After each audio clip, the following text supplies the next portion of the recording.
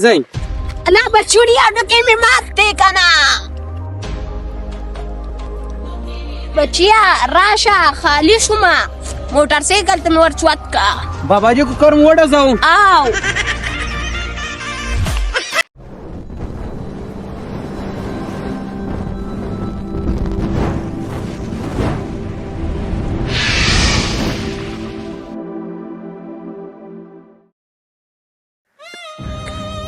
زه خو ډېر ضعیف یم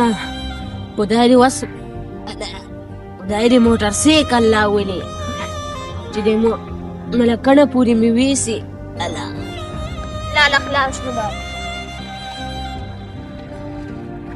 ولې بابا جی بچې دې ملکڼه پورې ځه خو ډېر کمزوری یم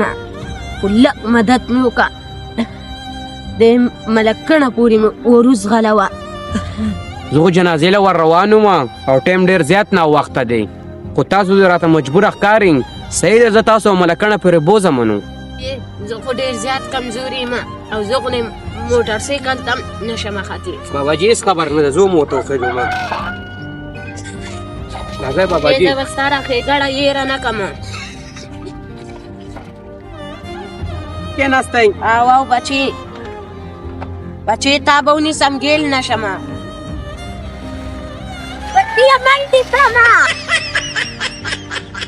ای ځان کلک کړئ په قلاره ځمه 3 hours later.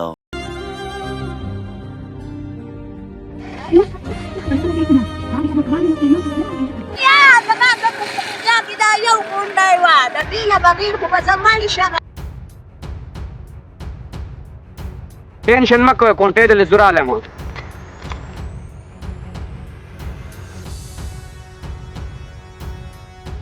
کونټۍ والی بچې زه دومره نه ومه کمزورې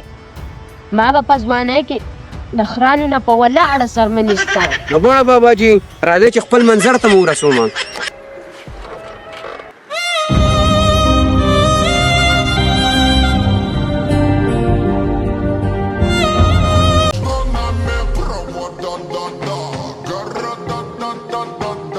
بابا جی تب وروکه ماته کال دی هلو او ګنه یاره جنازې لږ لیټ شوم خو دلته یو بابا جي دی او ډېر زیات کمزوری و د دې ملکڼه پرې بوځم او جنازې له زه درځم صحیح ده اوکې بچې دا څوک و بابا جي لا خو جنازه وه نو ما ته پیلم کال رالی هلته خو تاسو مجبوره وئ نو ما یې تاسو پیله بوځم بیا به جنازې له لاړ شم ما ته په خپله ځوانۍ کې د دې ګلونو لګانې راڅوله ولې بابا جي چازې ډېرې سختې راغلې دي که نه باندې پر څوک دې راته کوم بابا جي زه مو کوزوم الله بچوړیا ډکې مې مات دی که نه څه وه راځئ بابا جي دقه ځای دی ښه بابا جي دغلته مې چازې وکړئ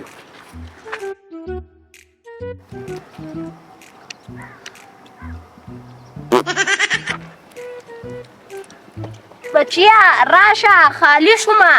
موټر سایکل ته مې ورچوت کا بابا جي کو کرم وډه زاو آو بابا جي ولې پکې مې بریک واوړېدو راځئ بابا جي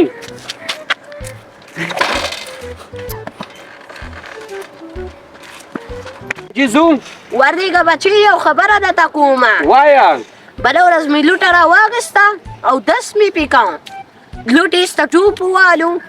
ما چې ورته وکته چنډخه وه نه مړه بچیه بس خلدا غېږې جي زه مو کوزوم بچیه